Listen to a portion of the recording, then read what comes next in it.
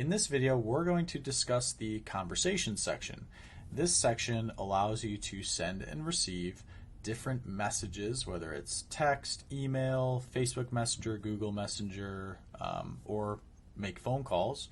And it also keeps track of all those conversations and keeps records of them. Okay, so the first thing I want to talk about is the filter option. If you notice up here in the left-hand side, top left corner, you're going to see three options: unread, recents, and all. So if I filter through these, I'm going to see different conversations based on what status they are. Okay, so in the unread section, I have a conversation here that's technically marked as unread. Okay, so what the system's telling me is, hey, pay attention to this conversation, go communicate back to this person if you haven't already. In the recents area, it's pretty much anyone that you've recently communicated with, and then in the all section, you can just keep scrolling and find anyone you're looking for that you've had a conversation with. Okay.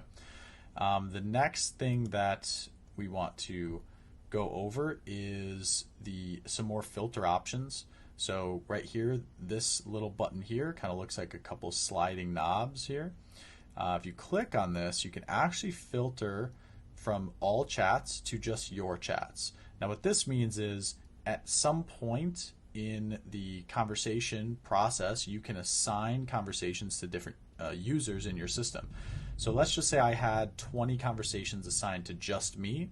I can click on my chats and I would see all 20 of those conversations right here on the left-hand side, and I wouldn't see any other conversations.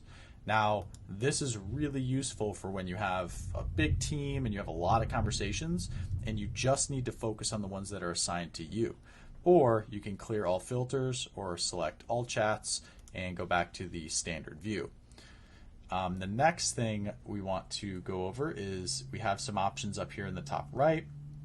We can archive conversations, which means we're just getting rid of them from this view and we're archiving them, and we can always unarchive them later. We can mark them as read. So if you notice, this filter here is unread. So if I go over here and I click on mark as read, it removes it from this section, but I can still access it here in the all section. Or I can delete an entire conversation. You need to be very careful when deleting, because once you delete a conversation, that conversation is going to be gone for good. If you start more conversations with that contact, you'll get the new conversations, but you won't get the old conversations.